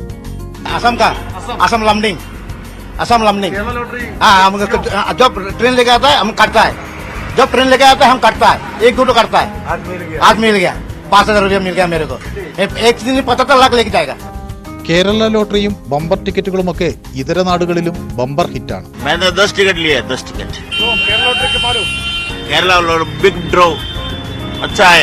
कोशिश करते हैं, फर्स्ट टाइम आए यहाँ राजस्थान से घूमने, तो ट्राई मारा कि अपना भी ख्याल भाई लग. ഇതര സംസ്ഥാനങ്ങളിൽ നിന്ന് വരുന്നവരുടെ ബമ്പർ പ്രേമം വ്യാപാരികളും ശരിവെക്കുന്നു. നന്നായിട്ട് പോകുന്നു. നാളെയാണ് നറുക്കെടുപ്പ്. ഇതുവരെ നല്ല കച്ചവടമായിരുന്നു. മലയാളികളല്ലേ കൂടുതൽ എടുക്കുന്നത്. കൂടുതലും ഇവിടെ സെയില് കൂടുതലും തമിഴ്നാട്ടുകാരാണ്. എടുക്കാൻ വേണ്ടി മാത്രമായിട്ട് വരുവാ, തമിഴ്നാട്ടുകാർ വരുന്നുണ്ട്. ചെറിയ ടിക്കറ്റ് മാത്രമേ ഇവിടുത്തെ ആൾക്കാർ വാങ്ങിക്കുള്ളൂ. ലോട്ടറി ബമ്പറൊക്കെ എല്ലാ നാട്ടുകാർ ഈ ഇവിടുത്തെ പുറത്തെ ആള് ബോംബെ, ദില്ലി, ഇവര് ആന്ധ്ര, തമിഴ്നാട് ഇതെല്ലാം ഇവിടുത്തെ വന്നിട്ട് നല്ല പൈസയ്ക്ക് ടിക്കറ്റ് വാങ്ങിച്ചുകൊണ്ട് പോകും. ഇതര സംസ്ഥാനക്കാരുടെയും മലയാളികളുടെയും ഇപ്പോഴത്തെ ഭാഗ്യപരീക്ഷണം ഇന്ന് നറുക്കെടുക്കുന്ന ക്രിസ്മസ് നവവത്സര ബമ്പറിലാണ്. നറുക്കെടുപ്പിലൂടെ 21 പേർ കോടീശ്വരന്മാരാകും. 20 കോടി ഒന്നാം സമ്മാനത്തിന് പുറമെ 20 പേർക്ക് ഓരോ കോടി രൂപ വീതം കിട്ടും. വിൽപ്പനയ്ക്കെത്തിച്ചത് ഏറെക്കുറെ 50 ലക്ഷത്തോളം ടിക്കറ്റുകളാണ്. ഉച്ചയ്ക്ക് 2 മണിക്കാണ് നറുക്കെടുപ്പ്. ന്യൂസ് 18 തിരുവനന്തപുരം. CPM ഇടുക്കി ജില്ലാ സമ്മേളനത്തിൽ വനം വകുപ്പ് മന്ത്രിക്കും വൈദ്യുതി മന്ത്രിക്കും അതിരൂക്ഷ വിമർശനം. സമ്മേളനത്തിൽ അവതരിപ്പിച്ച പ്രവർത്തന റിപ്പോർട്ടിന്മേലുള്ള ചർച്ചയിലാണ് വിമർശനം ഉയർന്നത്. വനം വകുപ്പിന്റെ പ്രവർത്തനം സർക്കാരിന് അവമതിപ്പുണ്ടാക്കുന്നു. MM മണി വൈദ്യുതി വകുപ്പ് ഭരിച്ച അവസ്ഥയല്ല ഇന്ന്. ഇപ്പോഴത്തെ വൈദ്യുതി മന്ത്രിക്ക് വകുപ്പിൽ ഗ്രാഹ്യമില്ലെന്നും ഉദ്യോഗസ്ഥരാണ് ഭരിക്കുന്നതെന്നും കുറ്റപ്പെടുത്തലുണ്ടായി. പ്രവർത്തന റിപ്പോർട്ടിന്മേൽ വൈകിട്ടോടെ ഉണ്ടായ ചർച്ചയിലാണ് ഇടുക്കി ജില്ലയെ പ്രതികൂലമായി ബാധിക്കുന്ന വന്യജീവി സംഘർഷവും മലയോര കർഷകരുടെ വിഷയങ്ങളിലും രൂക്ഷ വിമർശനമുയർന്നത്. പ്രവർത്തന റിപ്പോർട്ടിലെ ചർച്ചയിൽ വനം വകുപ്പ് മന്ത്രിയുടെ പേരെടുത്ത് പോലും വിമർശനമുണ്ടായി. ജനങ്ങളെ വിശ്വാസത്തിലെടുത്ത് പ്രവർത്തിച്ചില്ലെങ്കിൽ CPM-ന് ഇടുക്കി ഉൾപ്പെടെയുള്ള ജില്ലകളിൽ ജനങ്ങൾക്കിടയിലെ പ്രവർത്തനം വലിയ വെല്ലുവിളിയുണ്ടാക്കുമെന്ന് പ്രതിനിധികൾ പറഞ്ഞു. വനം വകുപ്പിനോടുള്ള അതൃപ്തി സർക്കാരിനോടുള്ള അതൃപ്തിയായി മാറുകയാണ്. വൈദ്യുതി മന്ത്രി കെ കൃഷ്ണൻകുട്ടിക്കെതിരെയും വിമർശനമുണ്ടായി. MM മണി വൈദ്യുതി മന്ത്രിയായിരുന്നപ്പോൾ ഉള്ള ഇടപെടലും സമീപനവും ഉദ്യോഗസ്ഥരോട് ഇപ്പോൾ ഉണ്ടാകുന്നില്ലെന്ന വിമർശനവും ഉയർന്നു. ഉദ്യോഗസ്ഥരുടെ ഇടപെടൽ പല വകുപ്പുകളുടെയും പ്രവർത്തനം പ്രതിസന്ധിയിലാക്കുന്നതായും വിമർശനമുണ്ട്. ഗ്രൂപ്പ് ചർച്ചകൾക്ക് ശേഷം സംഘടനാ റിപ്പോർട്ടിന്മേലും ചർച്ച നടക്കും. ന്യൂസ് 18 ഇടുക്കി. CPM കാസർഗോഡ് ജില്ലാ സമ്മേളനത്തിന് ഇന്ന് കാഞ്ഞങ്ങാട്ട് തുടക്കമാവുകയാണ്. പോളിറ്റ് ബ്യൂറോ അംഗം A. വിജയരാഘവൻ പ്രതിനിധി സമ്മേളനം ഉദ്ഘാടനം ചെയ്യും. MV ബാലകൃഷ്ണൻ തന്നെ ജില്ലാ സെക്രട്ടറിയായി തുടരാനാണ് സാധ്യത. KV ബൈജു വിവരങ്ങളുമായി. ബൈജു, ജില്ലയിലെ പൊതുവായ സ്ഥിതി എന്താണ്? വലിയ പ്രശ്നങ്ങളില്ലാതെ തന്നെ ഭാരവാഹികളെ തെരഞ്ഞെടുക്കാൻ, ജില്ലാ നേതൃത്വത്തെ തെരഞ്ഞെടുക്കാൻ കഴിയുമെന്നതാണോ പ്രതീക്ഷ?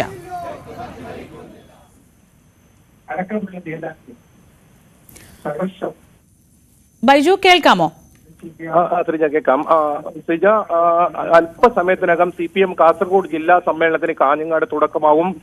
പതാക ഉയർത്തൽ അല്പസമയത്തിനകം നടക്കും. എന്തായാലും 317 പ്രതിനിധികളാണ് പങ്കെടുക്കുന്നത്. ശ്രീജ സൂചിപ്പിച്ചതുപോലെ തന്നെ ചൂടേറിയ ചർച്ചകൾക്കായിരിക്കും വേദിയാവുക. പ്രധാനമായും ഈ കാസർഗോഡ് ജില്ലയിലെ നിരവധി പ്രശ്നങ്ങളുണ്ട്. അതായത് സാമ്പത്തിക ക്രമക്കേട്, ചില നേതാക്കളുടെ സാമ്പത്തിക ക്രമക്കേട്, ഒപ്പം വഴിവിട്ട ബന്ധങ്ങളെ തുടർന്ന് പാർട്ടി നടപടി സ്വീകരിച്ച സാഹചര്യം, ഇതൊക്കെയുണ്ട്. അതുകൂടാതെ ഏറ്റവും പ്രധാനം പെരിയ ഇരട്ടക്കൊലപാതക കേസിൽ നേതാക്കൾക്കെതിരെ വിധി വന്നതിന് ശേഷമുള്ള ഈ സമ്മേളനം എന്നതും ഏറ്റവും പ്രത്യേകതയാണ്. എന്തായാലും P. ജയരാജൻ, MP. ജയരാജൻ ഉൾപ്പെടെയുള്ള നേതാക്കൾ ഇവിടെയുണ്ട്. പക്ഷേ നിയമസഭ ചേരുന്നതിനാൽ തന്നെ മുഖ്യമന്ത്രി പിണറായി വിജയനോ MV ഗോവിന്ദൻ മാസ്റ്ററോ, സംസ്ഥാന സെക്രട്ടറി MV ഗോവിന്ദൻ മാസ്റ്ററോ സമ്മേളനത്തിൽ എത്തുന്നില്ല എന്നതും പ്രത്യേകതയാണ്. ഏതായാലും വെള്ളിയാഴ്ചയാണ് സമ്മേളനം സമാപിക്കുക. ഏതായാലും അല്പസമയത്തിനകം പ്രതിനിധി സമ്മേളനം ആരംഭിക്കും. വിജയരാഘവനാണ് ഈ പ്രതിനിധി സമ്മേളനം ഉദ്ഘാടനം ചെയ്യുന്നത്. ഏതായാലും പതാക ഉയർത്തലിന്റെ ചടങ്ങാണ് ഇപ്പോൾ ആരംഭിക്കാൻ പോകുന്നത്. ശ്രീജ, ശരി. KV ബൈജു ആണ് വിവരങ്ങൾ നൽകിയത് കാസർഗോഡ് നിന്ന്. സംസ്ഥാനത്ത് സ്വകാര്യ സർവകലാശാലകൾ ആരംഭിക്കാൻ സർക്കാർ നിയമനിർമ്മാണത്തിന് ഒരുങ്ങുന്നു. കരട് ബില്ലിന് ഇന്ന് മന്ത്രിസഭായോഗം അംഗീകാരം നൽകും. അടുത്തയാഴ്ച തന്നെ ബിൽ നിയമസഭയിൽ അവതരിപ്പിക്കാനാണ് ശ്രമം. സ്വകാര്യ സർവകലാശാലകൾ അനുവദിക്കുന്നതിന് കഴിഞ്ഞ CPM സംസ്ഥാന സമ്മേളനം നയപരമായ തീരുമാനമെടുത്തിരുന്നു. കിഫ്ബി റോഡുകളിൽ നിന്ന് യൂസർ ഫീ പിരിക്കാൻ അനുവദിക്കുന്ന ബിൽ സഭയുടെ നടപ്പ് സമ്മേളനത്തിൽ വരുമെങ്കിലും മന്ത്രിസഭാ യോഗത്തിന്റെ ഇന്നത്തെ അജണ്ടയിൽ ഉൾപ്പെട്ടിട്ടില്ല. അജണ്ടയ്ക്ക് പുറത്തു നിന്നുള്ള വിഷയമായി ബിൽ വരാനുള്ള സാധ്യത തള്ളിക്കളയാനാവില്ല. യൂസർ ഫീ പിരിക്കേണ്ടത് അനിവാര്യമാണെന്നാണ് CPM നിലപാട്.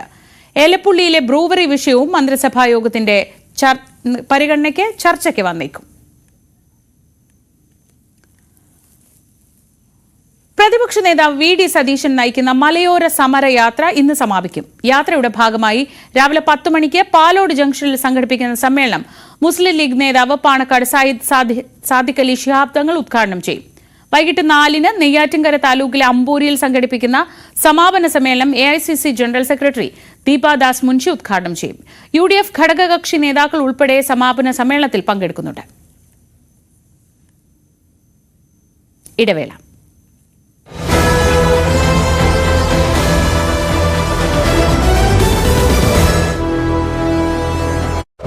ശ്രീജ, ഹിന്ദു മാസമായ മാഘിൻ്റെ 8ാം ദിവസമാണ്. മാഘാഷ്ടമി എന്ന വളരെ പ്രധാനപ്പെട്ട ഒരു ദിവസം കൂടിയാണ് ഇന്ന് എന്നുള്ളത് കൂടി ചേർത്ത് വായിക്കണം. ഈ ദിവസമാണ് പ്രധാനമന്ത്രി നരേന്ദ്രമോദി പ്രയാഗ്രാജിലെത്തുന്നതും കുംഭമേളയിൽ പങ്കെടുക്കുന്നതും. നമുക്കറിയാം, കേന്ദ്ര സർക്കാരും UP സർക്കാരും ഒക്കെ വലിയ തോതിൽ കുംഭമേളയുമായി ബന്ധപ്പെട്ട തയ്യാറെടുപ്പുകൾ നടത്തിയിരുന്നു.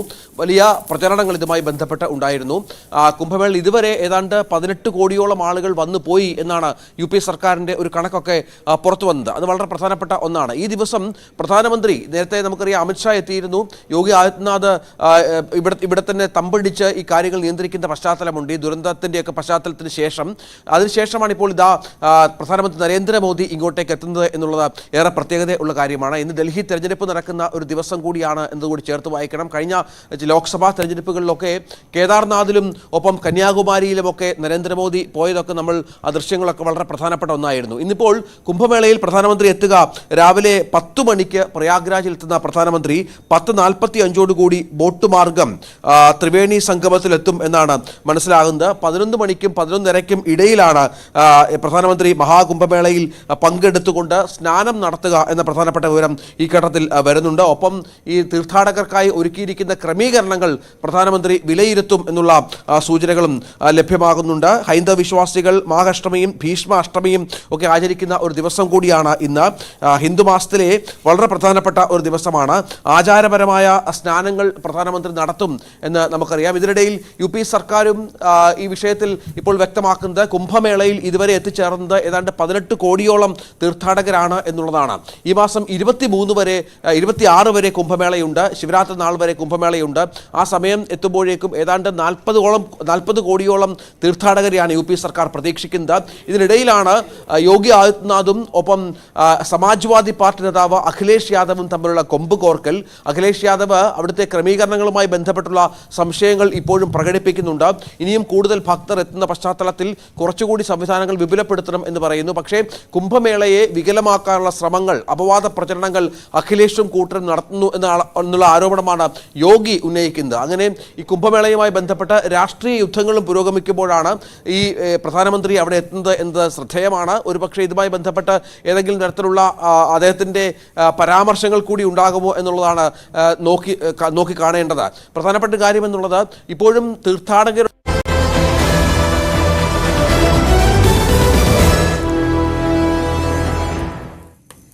ചോദ്യപേപ്പർ ചോർച്ച കേസിൽ MS സൊല്യൂഷൻസിലെ 2 അധ്യാപകർ ക്രൈംബ്രാഞ്ചിന്റെ കസ്റ്റഡിയിൽ. പുലർച്ചെ കൊടുവള്ളിയിലെ താമസ സ്ഥലത്ത് നിന്നാണ് അധ്യാപകരായ ഫഹദ്, ജിഷ്ണു എന്നിവരെ കസ്റ്റഡിയിലെടുത്തത്. MS സൊല്യൂഷൻസ് ഉടമ മുഹമ്മദ് ഷുഹൈബ് ഒളിവിലാണ്. MS അനീഷ് കുമാർ വിവരങ്ങളുമായി. അനീഷ്, ഇത് കുറെ ദിവസങ്ങളായി ഷുഹൈബ് ഒളിവിലാണ്. ഇപ്പോൾ ഇത് 2 പേരെ അറസ്റ്റ് ചെയ്തതായുള്ള വിവരങ്ങൾ ലഭിക്കുന്നു. എന്താണ് വിശദാംശങ്ങൾ? കസ്റ്റഡിയിലെടുത്തതായുള്ള വിവരങ്ങൾ.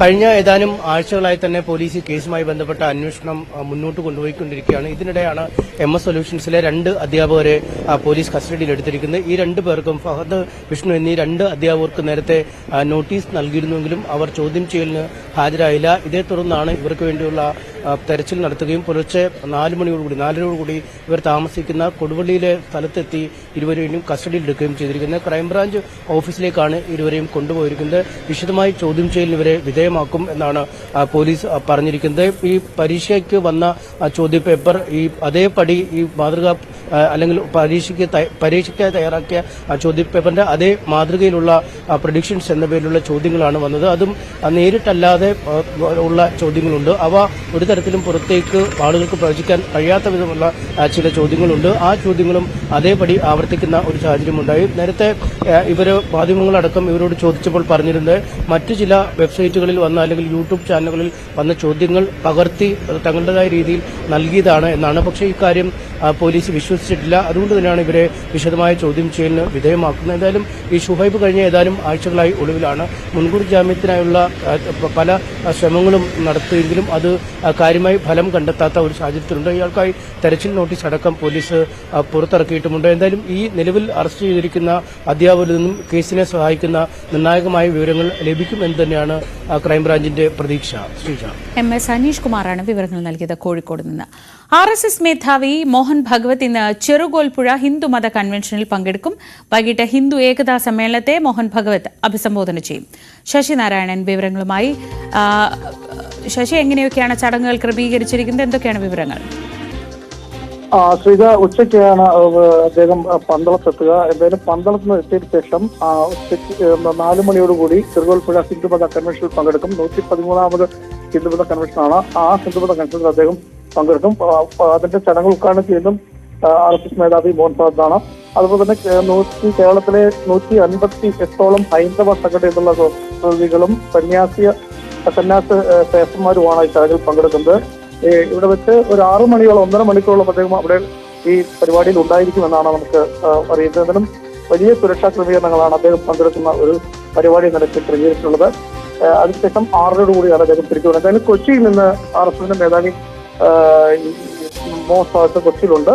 ഉച്ചയ്ക്ക് 2:30 ആയിരിക്കും പന്തളത്തെത്തുക. പന്തളത്ത് പിന്നീടായിരിക്കും ഈ ചെറുകോൽപ്പുഴ ഹിന്ദുമത കൺവെൻഷൻ പങ്കെടുക്കാൻ വരിക. ശരി, ശശിനാരായണനാണ് വിവരങ്ങൾ നൽകിയത് പത്തനംതിട്ടയിൽ. താമരശ്ശേരി കാക്കവയൽ മണ്ഡലമുക്കിൽ തീപിടുത്തം. 3 കടകൾ പൂർണ്ണമായി കത്തിനശിച്ചു. 8 ലക്ഷം രൂപയുടെ നഷ്ടമുണ്ടായതായാണ് കണക്കാക്കുന്നത്. തുണിക്കടയും പലചരക്കടയും സ്റ്റേഷനറി കടയുമാണ് തീയിൽ കത്തി അമർന്നത്. ഷോർട്ട് സർക്യൂട്ടാണ് തീപിടുത്തത്തിന് കാരണമെന്നാണ് നിഗമനം.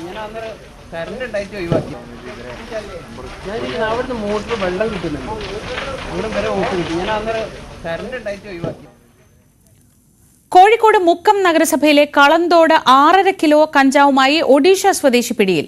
ഡിഗിൽ എന്ന ആളാണ് പിടിയിലായത്. പട്രോളിംഗിനിടെയാണ് പോലീസ് കഞ്ചാവ് പിടികൂടിയത്. ഒഡീഷയിൽ നിന്ന് എത്തിച്ചതാണ് കഞ്ചാവ്.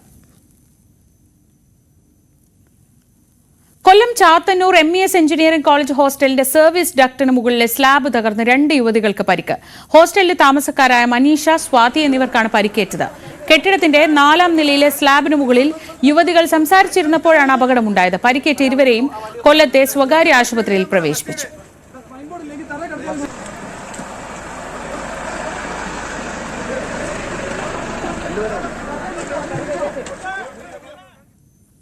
അമേരിക്ക പുറത്താക്കിയ ഇന്ത്യയിൽ നിന്നുള്ള അനധികൃത കുടിയേറ്റക്കാർ ഇന്ന് ഇന്ത്യയിലെത്തും. ഉച്ചയ്ക്ക് ശേഷം അമൃത്സർ വിമാനത്താവളത്തിൽ ഇറങ്ങുമെന്ന് പഞ്ചാബ് പോലീസ് വ്യക്തമാക്കി. 205 പേരെയാണ് അമേരിക്കയിൽ നിന്ന് സൈനിക വിമാനത്തിൽ ഇന്ത്യയിലേക്ക് എത്തിക്കുന്നത്. The Americans estimate there are 725,000 undocumented Indians who are eligible for deportation. And in the course of the last 4 years, they have arrested 170,000, almost 2 lakh Indians in their 2 borders with Canada and Mexico. All these people, they say, are there illegally. If they are citizens of India, we have an obligation to take them back. There is no debate about that. We have to take them back. അമേരിക്കയിൽ അനധികൃതമായി എത്തിയ 205 Indian പൗരന്മാരെ വഹിച്ചുകൊണ്ടുള്ള US സൈനിക വിമാനം ഇന്നലെയാണ് പുറപ്പെട്ടത്. Indian സമയം പുലർച്ചെ 3 മണിയോടെയാണ് ടെക്സസിലെ സാൻ ആന്റോണിയോയിൽ നിന്ന് യാത്ര തിരിച്ചത്. വിമാനം ഡൽഹിയിൽ ഇറക്കാനാണ് ആദ്യം തീരുമാനിച്ചിരുന്നത്. എന്നാൽ അത് പിന്നീട് അമൃത്സറിലേക്ക് മാറ്റി. സംഘത്തിൽ പഞ്ചാബിൽ നിന്നുള്ളവരാണ് കൂടുതൽ. ആളുകളെ നാടുകടത്താനുള്ള അമേരിക്കൻ തീരുമാനത്തിൽ പഞ്ചാബിന്റെ NRI കാര്യമന്ത്രി കുൽദീപ് സിംഗ് ധാലിവാൾ നിരാശ പ്രകടിപ്പിച്ചു. അമേരിക്കയുടെ സമ്പദ് വ്യവസ്ഥയ്ക്ക് സംഭാവന നൽകിയവർക്ക് സ്ഥിരതാമസം അനുവദിക്കണമെന്ന് അദ്ദേഹം പറഞ്ഞു. നാടുകടത്തപ്പെട്ട ഇന്ത്യക്കാരെ സംസ്ഥാന സർക്കാർ സ്വീകരിക്കുമെന്ന് പഞ്ചാബിലെ ഉന്നത ഉദ്യോഗസ്ഥർ വ്യക്തമാക്കിയിട്ടുണ്ട്. രാവിലെ അമൃത്സറിലിറങ്ങിയ ശേഷം യാത്രക്കാരെ വിശദമായി ചോദ്യം ചെയ്യും. വന്നവർ ഇന്ത്യൻ പൗരന്മാരാണ് എന്ന് വീണ്ടും ഉറപ്പിക്കും. നിയമവിരുദ്ധമായി US-ൽ പ്രവേശിച്ച സാഹചര്യവും അവരുടെ പശ്ചാത്തലവും പരിശോധിക്കും. അനധികൃത മനുഷ്യക്കടത്തിന് സൗകര്യമൊരുക്കിയവരെ സംബന്ധിച്ചുള്ള വിവരങ്ങളും ആരായും. തുടർന്ന് ഇന്ത്യയിൽ പ്രവർത്തിക്കുന്ന മനുഷ്യക്കടത്ത് സംഘങ്ങൾക്കെതിരെ കർശന നടപടിയുണ്ടാകുമെന്നാണ് സൂചന. News desk, news 18. ഇന്ന് ഈ നാട് കടത്തപ്പെട്ട ഇന്ത്യക്കാരുമായി അമേരിക്കയിൽ നിന്ന് എത്തുന്ന ആ വിമാനത്തിനുമുണ്ട് ഏറെ കൗതുകം നിറഞ്ഞ ചില പ്രത്യേകതകൾ. അമേരിക്കൻ വ്യോമസേനയുടെ C-17 ഗ്ലോബ് മാസ്റ്റർ വിമാന വ്യൂഹത്തിന്റെ ചെലവ് പല രാജ്യങ്ങളുടെയും GDP-യേക്കാൾ ഉയർന്നതാണ്.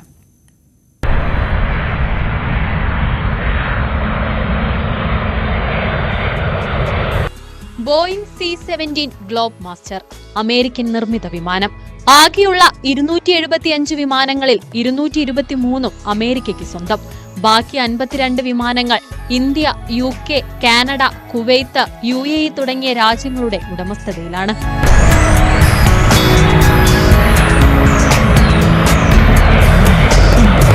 ഈ വിമാനവ്യൂഹത്തിന്റെ വില 6.6 ലക്ഷം കോടി രൂപ വരും. ഒരു വിമാനത്തിന് മാത്രം 2,960 കോടി രൂപ വില വരും. ശ്രീലങ്ക, ക്രൊയേഷ്യ തുടങ്ങിയ രാജ്യങ്ങളുടെ മൊത്ത ആഭ്യന്തര ഉൽപാദനത്തെക്കാൾ ഉയർന്ന തുകയാണിത്. ലോകത്തെ ഏറ്റവും കരുത്തുറ്റ 4 എഞ്ചിനുകളിൽ പ്രവർത്തിക്കുന്ന ഈ വിമാനത്തിന്റെ നീളം 53.04 മീറ്ററാണ്. ചിറകുകളുടെ മാത്രം വിസ്താരം 51.74 മീറ്റർ വരും. പടുകൂറ്റൻ വിമാനമാണെങ്കിലും 1 കിലോമീറ്ററിൽ താഴെയുള്ള റൺവേയിൽ ഇറങ്ങാനുള്ള ശേഷിയും ഈ വിമാനത്തിനുണ്ട്. 74,797 കിലോഗ്രാം ഭാരം വഹിക്കാനുള്ള ശേഷിയുമുണ്ട് ഇതിന്. ആകാശത്ത് വെച്ച് ഇന്ധനം നിറയ്ക്കാൻ കഴിയുന്ന ഈ വിമാനത്തിന് 11,538 കിലോമീറ്റർ നിർത്താതെ പറക്കാനുമാകും.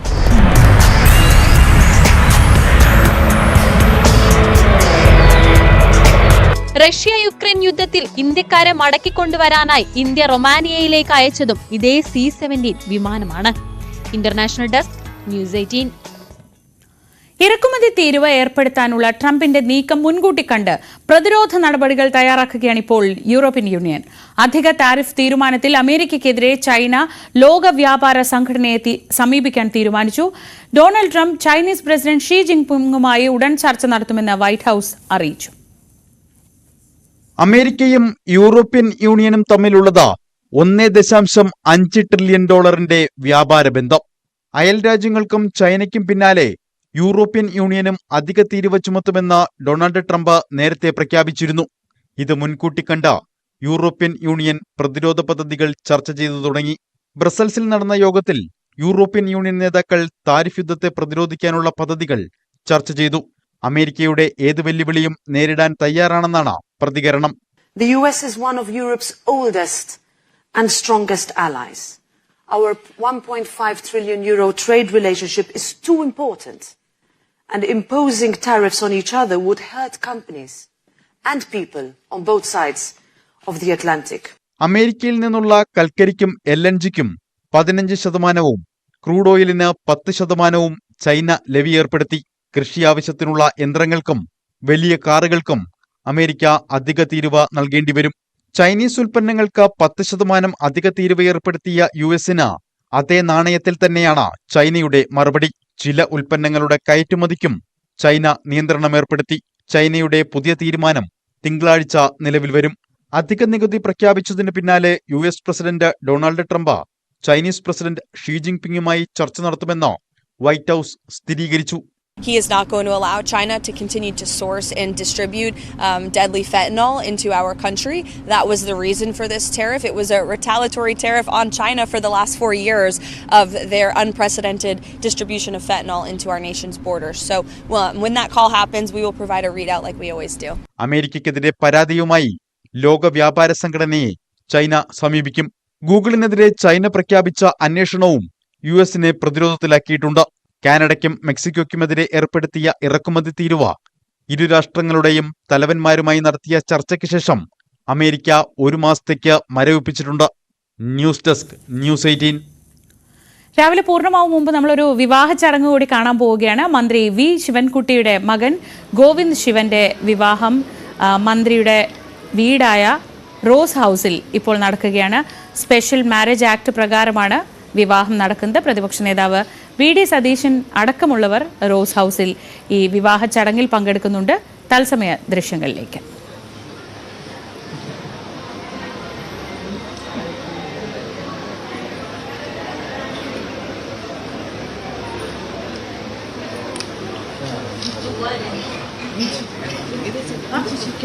ഡാൻ കുര്യൻ വിവരങ്ങളുമായി. ഡാൻ, വിവാഹ ചടങ്ങ് എങ്ങനെ നടക്കുന്നു?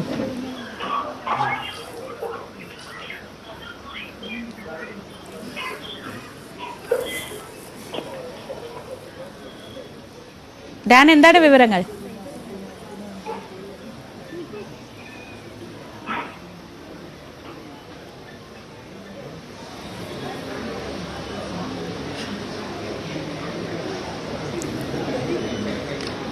മന്ത്രി വി ശിവൻകുട്ടിയുടെയും ആർ പാർവതി ദേവിയുടെയും മകൻ ഗോവിന്ദ് ശിവന്റെ വിവാഹ ചടങ്ങ് മന്ത്രിമന്ദിരമായ റോസ് ഹൗസിൽ സ്പെഷ്യൽ മാരേജ് ആക്ട് പ്രകാരം നടക്കുകയാണ്.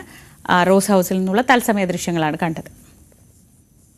അപ്പോൾ രാവിലെയുടെ ഇന്നത്തെ ദിവസം ഇവിടെ പൂർണ്ണമാവുകയാണ്. പക്ഷേ വാർത്തകളുടെ ദിവസത്തിന് ചൂട് പിടിക്കുന്നതേയുള്ളൂ. ഇന്ന് ഡൽഹിയിൽ വോട്ടെടുപ്പ് നടക്കുന്നു. അവിടെ ഇന്നും വിവാദങ്ങൾക്ക് ഒരു കുറവുമില്ല. ഏറ്റവും പുതിയ വാർത്തകളും വിശകലനങ്ങളുമായി ന്യൂസ് ട്രെൻഡ്സിൽ അപർണ ചേരും. കാണാം.